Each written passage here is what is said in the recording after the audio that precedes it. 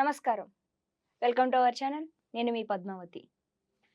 July నెల 16వ తేదీ నుంచి 31వ తేదీ వరకు 12 రాసుల వారికి ఏ విధంగా ఉంటుంది అనేది మనం ఇప్పుడు గురువుగారు ప్రముఖ జ్యోతిష్యులు బ్రహ్మశ్రీ నందిబట్ల శ్రీహరి శర్మ గారు మనతో పాటే ఉన్నారు. ఆయనతో మాట్లాడి ఈ 12 రాసుల వారికి ఏ విధంగా ఉండబోతుంది అనేది మనం తెలుసుకునే ప్రయత్నం అయితే చేద్దాం. నమస్కారం గురువుగారు. గురువుగారు, ఈ నెల 16వ తేదీ నుంచి 31వ తేదీ వరకు సింహరాశి వారికి ఏ విధంగా ఉండబోతుందో, అండ్ అలాగే ఏ ఏ పరిహారాలు చేయడం వల్ల శనిని తప్పించుకొని మంచి చేకూర్చే పనులు జయం అవుతాయో చెప్పగలరని మనస్ఫూర్తిగా కోరుకుంటున్నాను.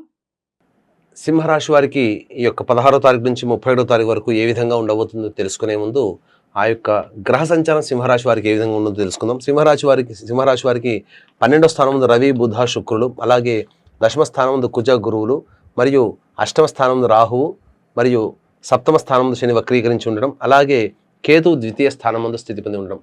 వెరసి చూసినట్లయితే సింహరాశి వారికి గ్రహ సంచారం అనుకూలంగా లేని కారణం చేత మరియు దాంపత్య శని దోష ప్రభావం ఉండడం చేత చాలా మటుకు మీరు ఇతరులతో ఎవరితో వర్క్ చేస్తూ ఉంటుంటారో, ఎవరితో కలిసి పని చేస్తుంటుంటారో వాళ్ళతో కొన్ని సమస్యలు వచ్చే అవకాశాలు ఉన్నాయి.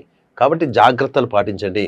ఇక దశమమందు గురువు యోగకారకుడైనప్పటికీ కూడాను అమితమైనటువంటి ఆత్మవిశ్వాసం మీ యొక్క సొంతంగా ఉండడం ఈ సింహరాశి వారికి, మరియు చిన్న చిన్న విషయాలకి ఎక్కువగా కోపం వచ్చే సంఘటనలు తరచూ ఈ యొక్క 16వ తారీఖు నుంచి 31వ తారీఖు వరకు జరుగుతున్నాయని చెప్పవచ్చు. ఇక అన్నిటికంటే మించి వ్యయస్థానంలో రవి బుధ శుక్ర సంచార ప్రభావము ఏమాత్రము కూడా అనుకూలంగా లేని కారణం చేత మీకు కొన్ని ఇబ్బందికర పరిస్థితులు తలెత్తే అవకాశాలు ఉన్నాయి. కాబట్టి దాంపత్య పరంగా కావచ్చు, భాగస్వామ్య పరంగా కావచ్చు, లేదా ఇతరత్ర వ్యవహారాల్లో మీకు కొంత ఇబ్బందికర పరిస్థితులు ఉన్నాయని చెప్పవచ్చు. ఇక ప్రధానంగా చూసుకున్నట్లయితే వ్యాపారస్తులకి ఆశించిన మేర శుభ ఫలితాలు అనేటువంటివి సాధారణంగానే గడుస్తాయని చెప్పవచ్చు. కుల వృత్తిలో ఉన్నటువంటి వారికి, చేతి వృత్తిలో ఉన్నటువంటి వారికి కొంత సమస్యలు తప్పవు. ఇక వివాహానికి సంబంధించే ప్రయత్నాలన్నీ కూడాను కొంతవరకు ఇబ్బందికరంగా ముగుస్తాయని చెప్పవచ్చు. అయితే విద్యార్థులకు సంబంధించి వెసులుబాటుగా ఏదైనా కానీ విశ్వవిద్యాలయంలో మీరు సీట్ సంపాదించుకోవాలనుకున్నప్పుడు తప్పకుండా మీకు ప్రవేశం అనేటువంటిది విద్యార్థులకి లభిస్తుందని చెప్పవచ్చు. ఇక తర్వాత చెప్పొచ్చేది ఏంటంటే ఈ యొక్క సింహరాశిలో జన్మించినటువంటి వారికి ప్రధానంగా ఎవరికైనప్పటికీ కూడా 70% సమస్యలు డబ్బుతోనే వస్తాయి, డబ్బుతోనే తీరుతాయి. కాబట్టి ప్రధానంగా ఈ యొక్క 16వ తారీఖు నుంచి 31వ తారీఖు వరకు ఏ రోజుల్లో ఏ విధంగా ఆదాయం ఉంటుంది, అలాగే ఏ విధంగా ఏ రోజుల్లో మానసిక క్షోభ, ఇబ్బందులు, అలాగే ధన ఖర్చు అధికంగా ఉంటుంది అనేటువంటి విషయాల గురించి క్లుప్తంగా తెలుసుకుందాం. 16వ తారీఖు రోజున మీకు బంధువులు మిత్రుల యొక్క సహాయ సహకారాలతో మీరు అన్ని విధాలుగా యోగదాయకంగా ఉంటారు. అలాగే అన్ని విషయాల్లో కూడా మీకు ధనాదాయం బాగా ఉంటుందని చెప్పవచ్చు. 17, 18, 19, 20, 21 ఈ 5 రోజుల్లో మీకు ప్రధానంగా 17, 18 తారీఖుల్లో మీకు వాహన మరమ్మతులు చేసే అవకాశం, గృహ మరమ్మతులు చేసే అవకాశాలు లభిస్తాయి. ఏ పని చేసినప్పటికీ కూడాను ఆ పనిలో మీరు సంతోషాన్ని పొందలేకపోతుంటారు. అయితే ప్రధానంగా తల్లిగారి ఆరోగ్యం పట్ల జాగ్రత్తలు పాటించాల్సినటువంటి పరిస్థితి. ముఖ్యంగా మీరు ఇంతకుముందు తలపెట్టినటువంటి కార్యాలకు సంబంధించినటువంటి విషయాల్లో కొన్ని అడ్డంకులు ఎదురయ్యేటువంటి అవకాశాలు ఉన్నాయని చెప్పవచ్చు. ఇక 19, 20, 21 తారీఖుల్లో వృధా కాలయాపన, మానసికమైనటువంటి ప్రశాంతత లేకపోవడం గోచరమవుతుంది. ముఖ్యంగా ఆరోగ్యం పట్ల జాగ్రత్తలు పాటించాల్సినటువంటి పరిస్థితి. ఇక 22, 23, 24, 25 తారీఖుల్లో ప్రధానంగా గమనించుకున్నట్లయితే విశేష ధనప్రాప్తి గోచరమవుతుంది. అన్ని రకాలుగా వ్యాపార రంగం కానీ, వృత్తి రంగం కానీ, ఉద్యోగ రంగంలో ఉన్నటువంటి వారికి అన్ని రకాలుగా సహాయ సహకారాలు మీ తోటి వారు అందించడం ద్వారా మీరు పైచేయి సాధిస్తారని చెప్పవచ్చు. ఇక 26, 27 తారీఖుల్లో, 28, 29 తారీఖుల్లో జాగ్రత్తగా మెలగాల్సినటువంటి పరిస్థితి.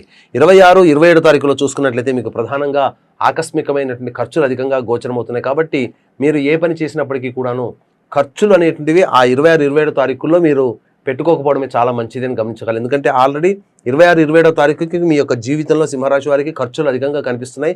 దానికి తోడు మీరు చేపట్టినటువంటి పనులలో కూడా ఖర్చులు కనుక మీరు ప్రణాళికాబద్ధంగా పెట్టుకుంటే కొంత ధన వ్యయం అధికంగా అవకాశం ఉంది. కాబట్టి వాయిదా వేసుకుంటే కొంతవరకు తగ్గించుకోవచ్చు అని చెప్పవచ్చు. ఇక 28, 29 తారీఖుల్లో సంతానపరంగా విరోధాలు, విభేదాలు ఏర్పడే అవకాశాలు గోచరమవుతున్నాయి. సంతానంతో వాగ్వివాదాలు చోటు చేసుకుంటాయి. కాబట్టి మౌనంగా లౌక్యంతో ముందడుగు వేసినట్లయితే మంచి ఫలితాలు కలుగుతాయి. ఇక సంతానపరమైనటువంటి చిక్కులు కానీ, సంతానపరంగా సమస్యలు కానీ, సంతాన మూలకమైనటువంటి ఖర్చులు కానీ ఈ యొక్క 28, 29 తారీఖులో గోచరమవుతున్నాయి. వివాహమై సంతానం కోసం ఎదురు చూసేటువంటి వాళ్ళు ఎవరైనా కానీ ఈ యొక్క 28, 29 తారీఖులో సంతాన నిర్ణయాన్ని వాయిదా వేసుకోవడం మంచిదని గమనించాలి. ఇక 30, 31 తారీఖులో గమనించుకున్నట్లయితే ప్రధానంగా ఈ యొక్క మాసాంతంలో మీకు ఆనందదాయకంగా ఉంటుంది. ఉద్యోగార్థులకి ఉద్యోగం లభించే అవకాశం, నిరుద్యోగస్తులకి మంచి స్థితి కలుగుతుంది. అలాగే మీ యొక్క పేరు ప్రఖ్యాతులు 10 మందికి చేరడం, తద్వారా మీకు మానసికమైనటువంటి ప్రశాంత, అత్యుత్సాహం అనేటువంటి కలుగుతాయి. ఏదేమైనప్పటికీ కూడాను మాసాంతానికి ఈ యొక్క సింహరాశిలో జన్మించినటువంటి వారు మంచి శుభ ఫలితాలు పొందుతారని చెప్పవచ్చు. ఏతావాత చెప్పొచ్చేది ఏంటంటే, ఎంతటి గొప్ప వ్యక్తికైనా, సాక్షాత్తు వివేకానందుడికైనా కానీ దైవానుగ్రహం చేతనే, అనగా గాయత్రి అమ్మవారి ప్రభావం చేతనే చికాగోలో చెప్పినటువంటి ఉపన్యాసానికి అంతమంది ప్రేక్షకుల యొక్క అభినందనలు పొందగలిగారు. అంటే ఇంతకుముందు చేయలేదా, ఇంతకుముందు ఎన్ని ఉపన్యాసాలు ఇచ్చినా కలగలేదా అంటే దైవానుగ్రహం తోడైతేనే కలిగింది. కాబట్టి వీక్షించేటువంటి ప్రేక్షకులు కూడా దైవానుగ్రహం అందరికీ అందించాలనేటువంటి యొక్క సదుద్దేశంతో ఈ నెల 21వ తారీఖు రోజున గురు పౌర్ణమి సందర్భంగా శ్రీకాళహస్తి క్షేత్రంలో రాహుకేతు పూజ, అలాగే విద్యార్థుల కోసం సరస్వతి దక్షిణామూర్తి హోమాలు, మరియు వివాహం, ఉద్యోగం, అనారోగ్యం, దాంపత్య సమస్యలకి 18 రకాల హోమాలు, మరియు వృషభ, మిథున, కర్కాటక, సింహ, తుల, వృశ్చిక, మకర, కుంభమీన రాశిలో జన్మించినటువంటి వారికి శనిదోష నివారణ హోమాలు కేవలం 1500 రూపాయల రుసుముతో మీ గోతనామాలతో చేయించడం జరుగుతుంది. అలాగే సంవత్సరం పొడుగుతా ఒక్కొక్క క్షేత్రంలో ఈ యొక్క కార్యక్రమాలన్నింటినీ జరుగుతాయి. కాబట్టి సంవత్సరం పొడుగుతా కూడా మీ గోతనామాలు నమోదు చేసుకోవచ్చు. పూర్తి వివరాల కోసం కార్యక్రమ తదనంతరం కాంటాక్ట్ చేసి పూర్తి వివరాలు తెలుసుకోండి. ఇక ప్రధానంగా గమనించుకున్నట్లయితే ఈ సింహరాశిలో జన్మించినటువంటి వారు ప్రతిరోజు కూడా లక్ష్మీ నృసింహ కరావలంబ స్తోత్ర పారాయణం, అలాగే సుబ్రహ్మణ్య భుజంగ స్తోత్ర పారాయణం రోజుకి 3 సార్లు చేసుకున్నట్లయితే చాలా మటుకు సమస్యలన్నీ కూడా సమసిపోతాయి. ఇంకా ఈ యొక్క పారాయణాలు చేసినప్పటికీ కూడా సమస్యలు బాధిస్తున్నాయంటే మీ యొక్క జాతకంలో ఉన్నటువంటి లోపం కారణం. కాబట్టి దగ్గరలోని మంచి ఉపాసనా పరులైనటువంటి పండితుల్ని సంప్రదించి మీరు ఈ యొక్క పరిహారాలు, వారు ఇచ్చే సూచనలు, సలహాలు పాటించినట్లయితే మీ జీవితంలో ఇంకా సమస్యలు అనేటువంటివి చాలా మటుకు తొలగిపోతాయని చెప్పడంలో ఏమాత్రం సందేహం లేదు. గురువుగారు చాలా చక్కగా వివరించారు సింహరాశి వారి గురించి. అండ్ చూసే ప్రేక్షకులు కూడా గురువుగారు చెప్పిన విధంగా ఆ పరిహారాలు అనేవి పాటించడం వల్ల మంచి చేకూరుతుందని మేము కూడా మనస్ఫూర్తిగా కోరుకుంటున్నాం. అండ్ అలాగే గురువుగారు చెప్పిన విధంగా మీ గోత్రనామాలను నమోదు చేసుకునేందుకు